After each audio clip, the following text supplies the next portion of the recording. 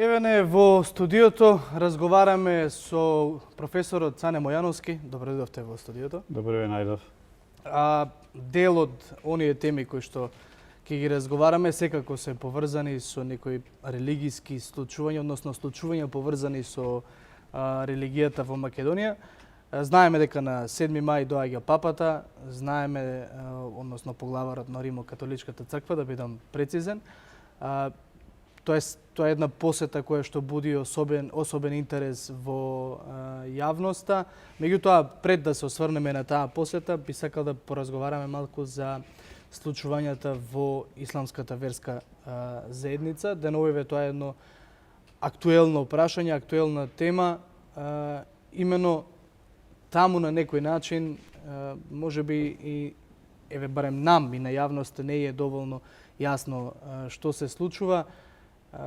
Промена на првиот човек на ИВЗ, меѓутоа Реисот Сулеман Реджепи вели онаа судска одлука донесена за смена на првата фотелја во ИВЗ не ја признава.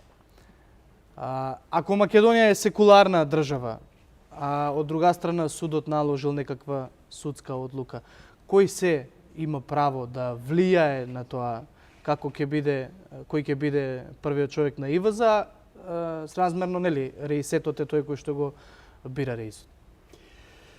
Многу е тешко да имате став по едно прашање за кое немате доволно основа да бидете објективен во тврдењето и многу е тешко да го определите ставот кога тоа го темелите на информации кои што така доаѓаат од медиумите, кои често пати се согласно тоа што тие го добиле како можност да го пренесат до нас. Добро, и со лични изјави на изјавите, но секогаш кога се во прашање изјавите треба да имате во предвид дека станува збор за одделни индивидуални гледишта кои повеќе или помалку можат да се препознат низ позициите, низ положбите и така натаму и да не секогаш докрај се отворени сите прашања. Мирната и смирена анализа подразбира дека вие ги имате фактите и судите врз основа на фактите, а не врз основа на луѓето.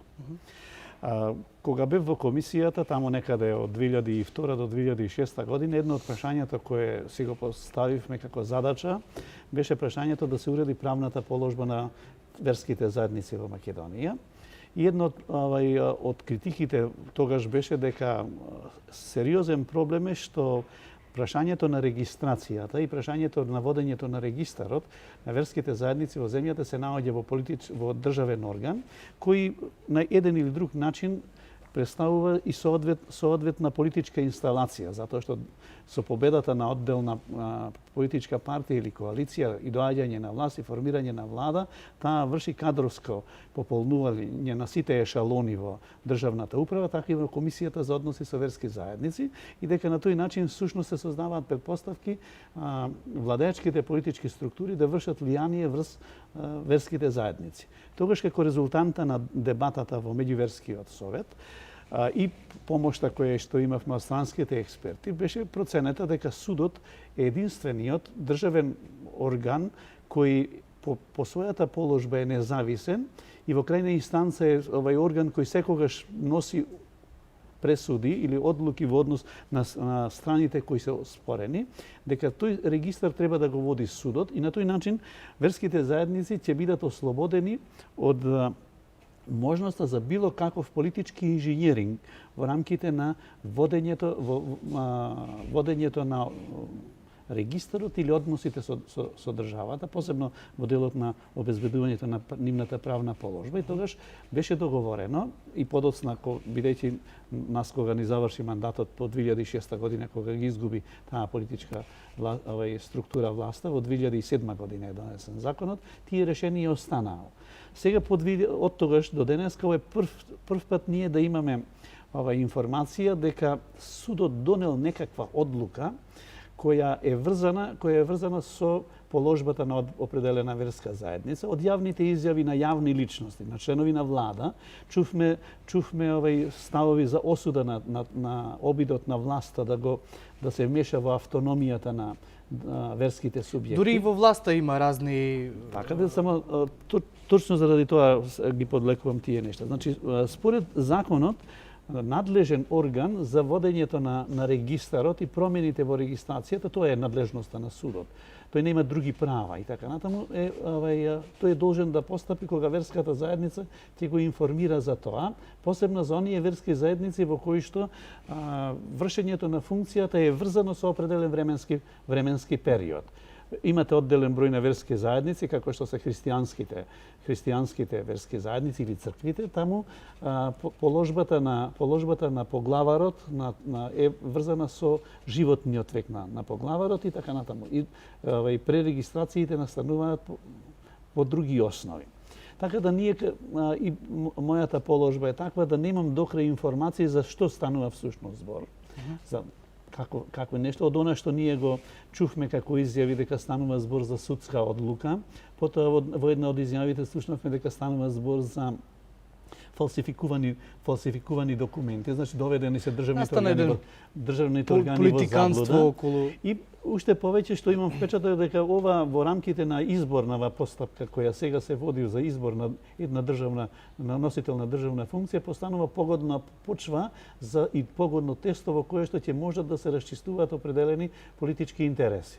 Во секој случај, доколку како јавност добијаме пошироки сознание и утврдиме дека станува збор за грубо мешање на државните органи во автономијата на верските заедници, тогаш таквата постапка заслужува осуда и непочитување на законската положба. Велам повторно со доза на ограничување затоа што не знам за што се работи.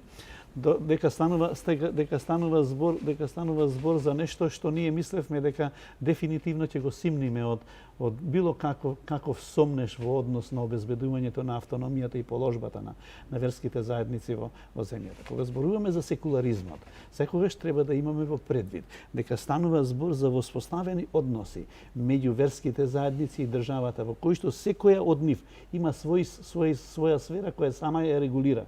Дека нити едната структура, нити другата може да се меша во надлежностите. Изборот на поглавар и решавањето на внатрешните односи е резултанта на поле или подрачје кој го регулира верската заедница. И апсолутно ниеден државен орган, без разлика како тој се нарекува, ниедна политичка положба нема право таму непосредно да интервенира во таквата нешто. Ние, доколку добиеме по непосредни сознанија во врска со тоа, веројатно ќе можеме да вршиме продлабочена анализа и да имаме појасен став во однос на тоа навистина што таму се случува. Дали од се тоа што се случува таму има навистина нешто што зборува за нарушување на автономијата, дали е тоа дел на партиско-политичкиот фолклор во земјата или резултанта на определени односи кои постојат натре во институцијата. За сите тие нешта ние можеме само да претпоставуваме, а претпоставките секогаш носат ризик да направите два грева. Првиот грев што лажно обвинувате, а вториот што лажете. Добро, само за да разграничиме, бидејќи и онака зборуваме за една ситуација која што велите, ги немаме сите факти па да донесеме став. Зборуваме хипотетички, без разлика дали се работи за ИВЗ, дали се работи за МПЦ, дали се работи за друга верска заедница каде што, како што велите, внатрешно се уредуваат. Повторно ќе напоменам, зборуваме хипотетички. Доколку судот утврди, бидејќи барем во овој случај финансова полиција влезе во ИВЗ, не знаеме, во јавноста нема никакви нерегуларности објавено се уште, можеби ќе има, можеби нема да има воопшто. Меѓутоа, доколку во било која верска заедница судот има увид или полицијата, без разлика дали е МВР, дали е финансова, најде било какви нерегуларности. А од друга страна, луѓето кои што одлучуваат во таа верска заедница не сакаат првиот човек да се тргне од таму. Тогаш како би дошло до некакво решение? Значи, пак хипотетички Технички зборуваме како би се одвивало. Значи прво држава за ние кога го концепиравме законот и законот кога се донесе се водеше од тезата дека судот е независна структура која може да пресудува и носи одлуки. На тој начин сметавме дека ќе се исклучи политичкото влијание. Од тој аспект, значи во принцип за било кој верски субјект надлежен државен орган е судот. Тој врши регистрација, тој утврдува дали на групата граѓани или субјектите кои се јавуваат со иницијатива да формираат верски субјект во земјата, ги исполнува условите утврдени со законот или не ги исполнува и носи решение. Врз основа на тоа решение тој субјект добива легитимитет за да делува во земјата. Тоа е прашањето што го регулира законот за правната положба на црква, верска заедница и религиозна група во Македонија. И тука за да се избегне опасноста од политичко влијание, таа работа беше оценета дека најдобро треба да ја врши судот. Штом судот ја врши, треба, затоа немаме одлуката, не можам да оценувам зашто станува збор. Зато технички зборуваме. Значи, предпочитам дека ниеден судија нема да се движи надвор од тоа што е со закон утврдено. Во изјавите ние слушавме друг тип на коментари, но тоа се прашање кои на субјектите тие треба да објаснуваат. Јас немам таква информација за да можам да судам дали можам да ја прифатам, да ја поддржувам или не поддржувам таквата изјава. Господин Мојановски... Само да се доискажам. Втората работа за која треба да имаме секогаш на ум. Законот и целокупната структура и духот на тој закон е да ја обезбеди автономијата на верските субјекти. И секое посигање по автономијата на верските субјекти не може да биде поддржана од нити една индивидуа, нити друг државен орган. А доколку има прекршување на таа автономија, таа треба да се осуди. И ние треба тоа со полна уста и полн глас да го направиме. Во врска со второто прашање, во оваа држава сите други прашања кои се надвор со законот уредени, а се уредуваат со други закони, подеднакво подлежат сите субјекти, дали се граѓани или се верски субјекти или стопански субјекти. Постапувањето на тие државни органи повторно е уредено со закон. Ние во овој случај дали тоа вестија добивме од групата која смета дека го стварила определени права и со судска одлука користела за да влезе во таа институција, добивме ситуација дека извршиле пријување во друг државен орган. Пријувањето во други државен орган е одговорност на тој државен орган да процени дали има основи, ако има основи да те постапува, ако не тоа останува само како пријава.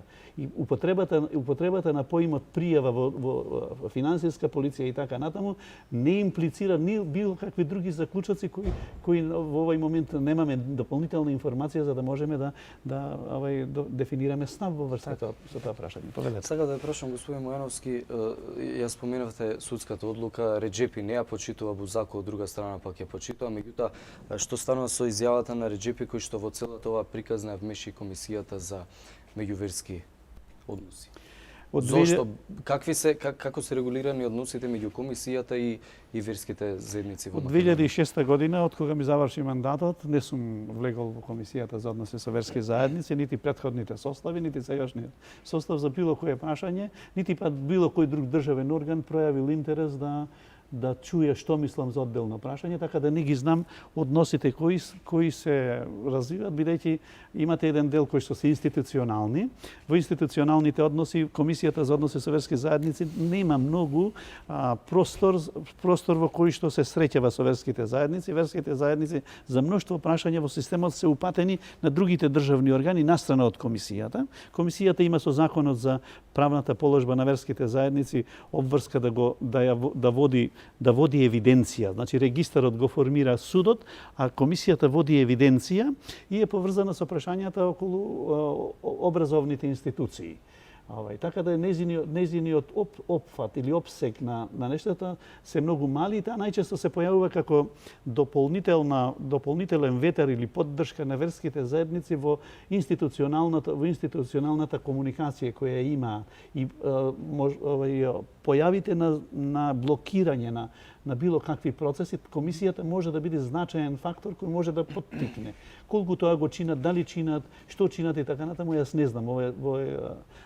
И во овој момент не би сакал да се впуштам во било каков коментар во врска со тоа, затоа што едноставно не знам. И повторно ќе се најдам во таа ситуација да правам два грева. И за да човек ја избегне таа опасност, не ја слушнав од изјавата на реисот господин Сулейман Реджепи, дека тие ги прекинуваат односите. Читав еден демант од комисијата, за што станува збор, веројатно функционерите од таа комисија ќе треба на јавноста да ја објаснат пошироко или да седнат заедно со представниците од исламската верска заедница да разговарат и на јавноста да ни понудат информации за да можеме ние навистина да си формираме став или да имаме вистинска информација за нешто. И да разбереме што всушност се случило таму. Меѓутоа во вашиот периодот кога вие бевте дел од комисијата, коректни ли беа односите со сите верски заедници? Според моје мислење беа навистина коректни. Ние во тој период имавме неколку значајни прашања кои ги отваравме, да речеме, особено со исламската верска заедница. Едно од прашањата кое беше прашањето за недоволната дефинираност на условите во однос на собственоста на исламската верска заедница со законот за денационализација, кој објективно и кои решение објективно сознаваа пречка за побрза за денационализација на нивниот имот. Во тој период се направи определена интервенција во законот и се создадува правни предпоставки за да отпочнат процесите на денационализација. Така неодамна ние чувме една изјава или еден јавен коментар дека исламската верска заедница и натаму има проблеми со денационализацијата. Има определен број на верски објекти кои припаѓаат на наследството на исламската култура на подрачјето на Македонија, кои од разни причини останаа се уште необновени.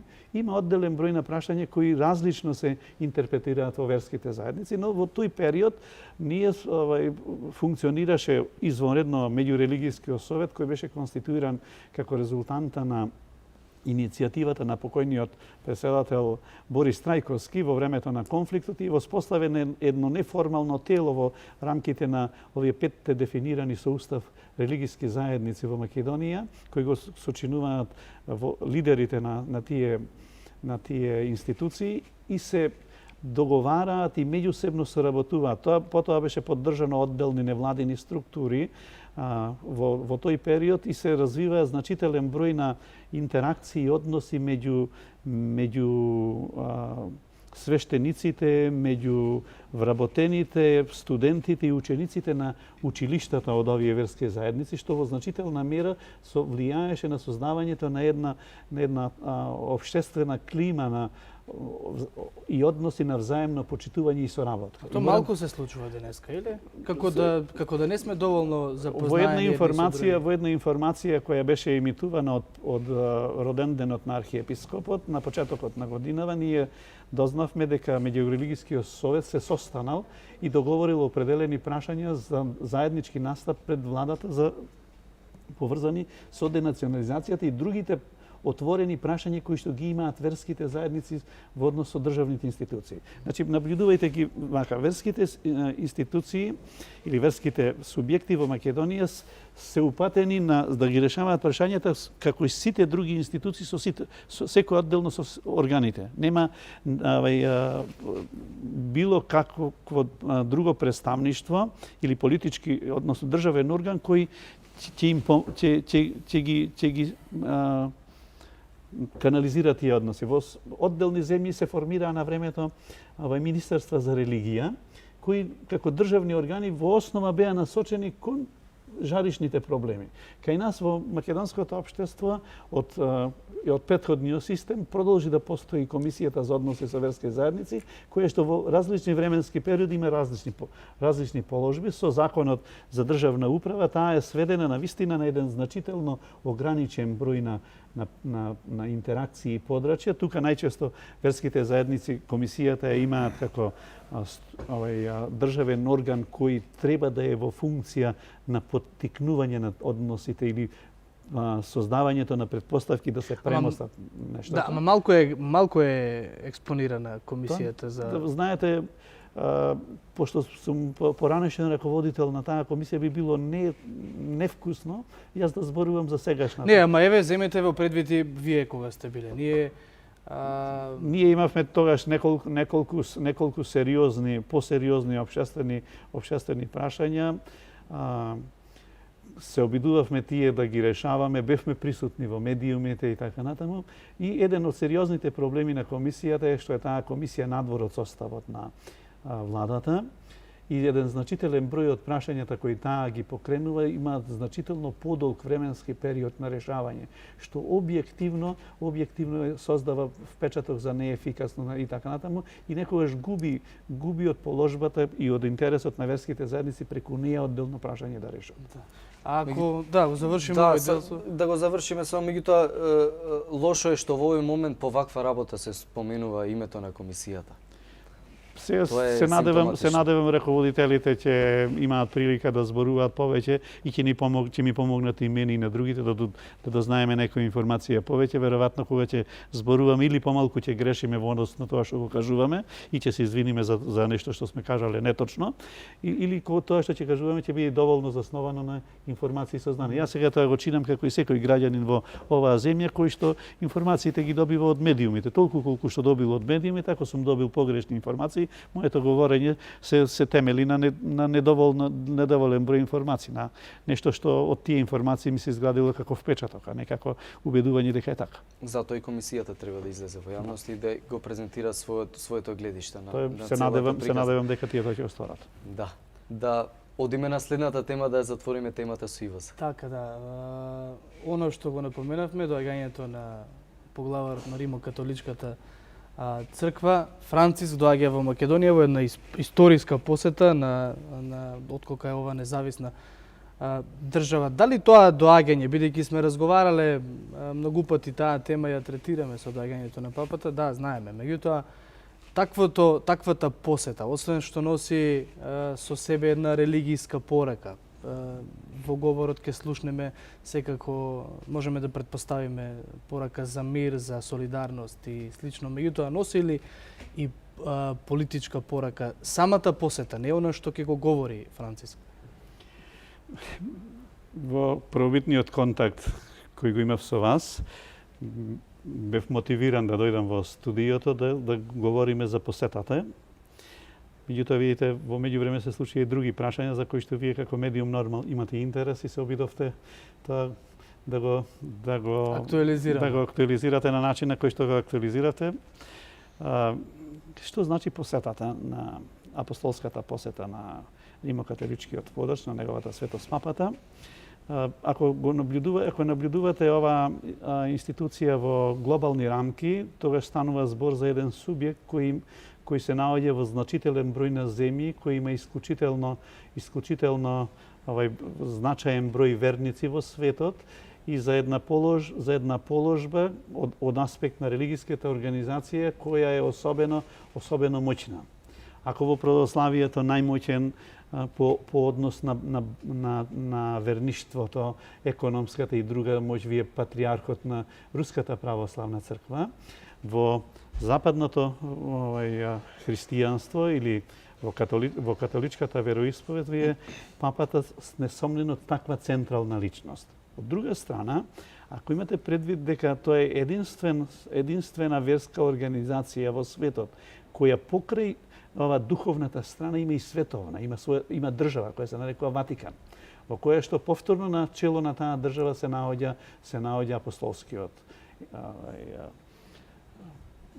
водач или неговата светост папата. Тогаш станува збор за две димензии кои кога ќе ги вагате во општите политички, ако сакате и меѓучовечки и општествени односи, добива особено значење. Да. Исто така, ако имате предвид дека Римокатоличката црква и папата, без разлика кој поединец се наоѓа на чело на Римокатоличката црква, има посебен однос или има изградена традиција на заедничко чествување или отварање на вратите на Ватикан за представниците на македонската држава и македонската православна црква, за чествувањето на Свети Кирил. И ако имате предвид дека Свети Кирил и Свети Бенедикт од страна на папата се прогласени за столбови на Европа и европската цивилизација. Значи, ние во подтекстот на неговата посета имаме посетител кој значи дека доаѓа во земја од која што потекнува еден од столбовите на европската култура. Тоа е Свети Кирил. И ние секој 24 мај, секоја година, една државна и црковна делегација оди на поклонение од 1979 година наваму во Рим. Да. На моштите на Свети Кирил. Нашата државна и црковна делегација секоја година има аудиенција или примана од страна на папата. Има исклучително висока положба во протоколот на таа држава и на таа црковна организација. Но исто така, ако имате предвид дека во фазата кога Република Македонија беше примена во Обединетите нации со привремената референца и кога на Република Македонија и беше особено важно нејзиниот прием во Обединетите нации и поддршката од светската од државите во светот, поддршката на Светата столица и поддршката на отецот, на папата, на светиот папа, беа дарови кои што оваа држава ги чувствуваше низ мноштвото поддршки од значителен број на земји во кои што оваа црковна структура има влијание. И трета димензија, за која што треба да имаме предвид, е тоа дека во Македонија живее една значителна заедница на верници од католичка вероисповед. Има два реда таа католичка вероисповед во Македонија. Едниот е византиски ред, кои во основа се верници кои таму некаде пред повеќе од 160 години за време на Кукушката унија во 1859 година преминуваат под юрисдикција на Римокатоличката црква. И во основа сега во јужниот дел на Македонија, бидејќи по Преспанскиот договор ние сме северна Македонија. Значи во јужниот дел од Македонија, или како ние порано ја нарекувавме во Егејскиот дел на Македонија, еден значителен број од верништвото, православното верништво, неможноста да исповеда на народен јазик, да имаат своји представници од домородни кои го зборуваат јазикот. Беше отворена таа дебата во 1869 година. Римскиот папа ги прифати сите услови кои ги постави тогашните представници на Кукушката заедница и премина во унијатство. Таа унијатска заедница, која во рамките на Католичката црква се нарекува Византиски ред, е значително бројна во Македонија. Добро, да, ама и од тој аспект, значи има и верска димензија, таа верска димензија тука се изразува и неговото доаѓање ќе значи не само поддршка на верниците католици од византиски и од латински ред кои што постојат во нашава земја, туку ќе значи поддршка и на сите христијански вредности кои живеат и битисуваат и други пошироки, ако сакате, вредности кои се својствени на религијата, а се поврзани со добролюбието, со човеколюбието, со солидарноста и така натаму. И ќе значи силна подкрепа на тие морални вредности на оваа заедница. Зашто ние колку и да се лутиме во Македонија за одделни дневни или нетипични настани. Ние во Македонија сепак сме општество или заедница во која што постои релативно висок степен на взаемно разбирање и почитување на религиските и етничките разлики. Се согласувам. И од тој аспект, ако наблюдувате доаѓањето на римокатоличкиот поглавар за нас ќе значи силна поддршка за тие вредности, кои ако ги наблюдувате во поширока смисла како културен процес се дел на европската култура.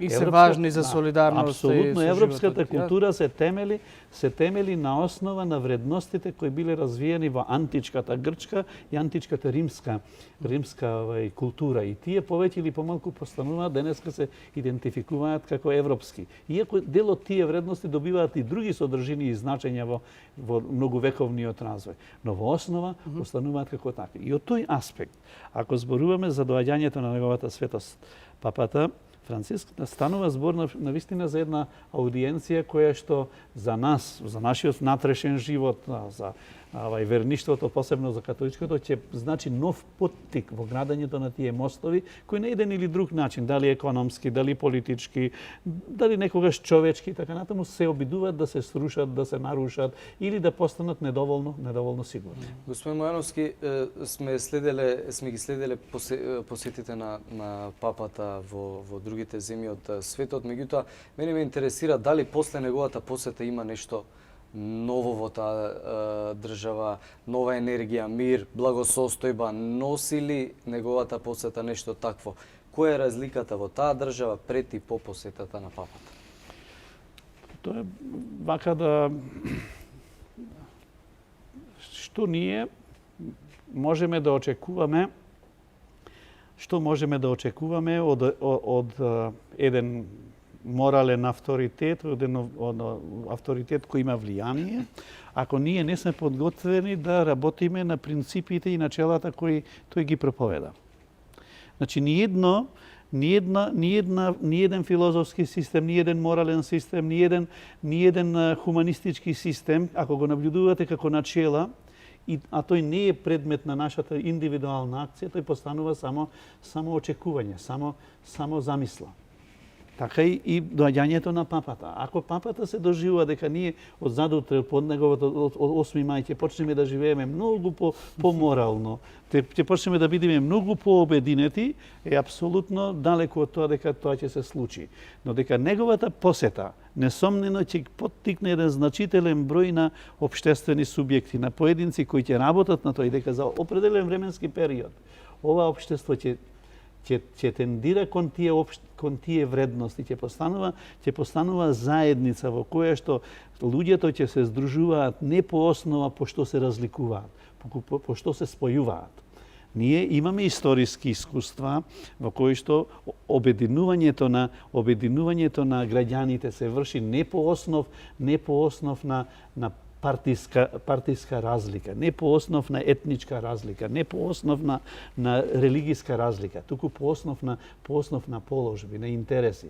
Работникот и во муслиман, работникот христијанин, работникот протестант, работникот македонец, работникот албанец и која сакате припадност средата во Македонија има исти интереси. Има лош материјален статус, лошо живее, не може со платата да преживее, тој има исти интерес. И дека таа интеграција треба да се врши на тие линии и дека политичките и религиските водства имаат обврска, место секоја вечер да ни излегуваат на телевизија и да ни зборуваат за прашање или да се расправа за прашање кои не двојат, да зборуваат за прашање кои не обединуваат.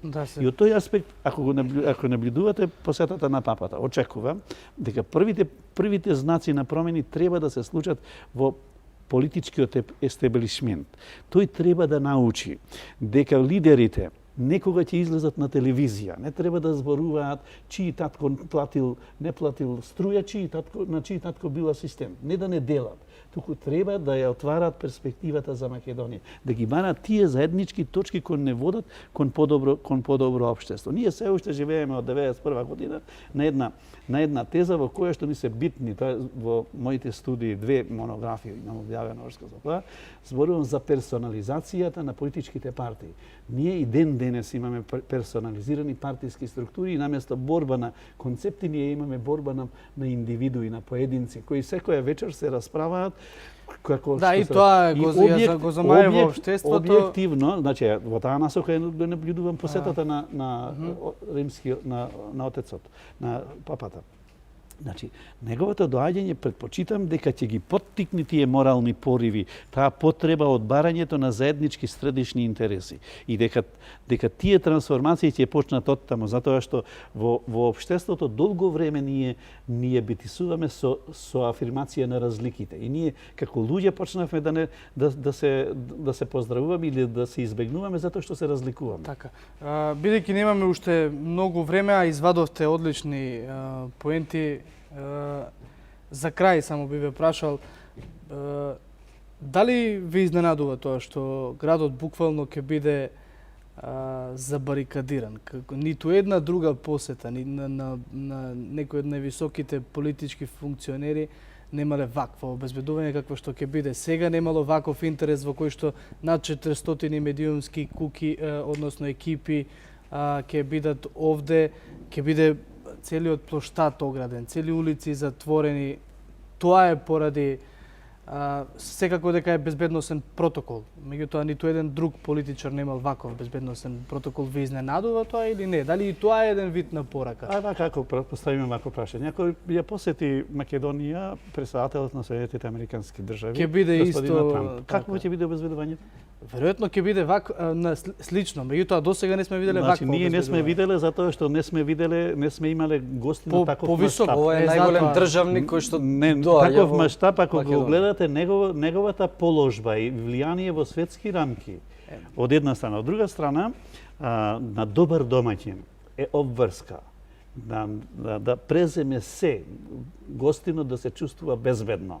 Тоа што ние немаме доволно моćни личности да ја посетат Македонија и немаме такво искуство. Затоа нам ни изгледа тоа толку невообичаено ново. Но ако имаме предвид дека луѓето кои се грижат за таа работа имаат и подлабоки, поспецијалистички знаења, бидејќи директорот на БЈБ е наш студент, магистрираше кај нас и докторант.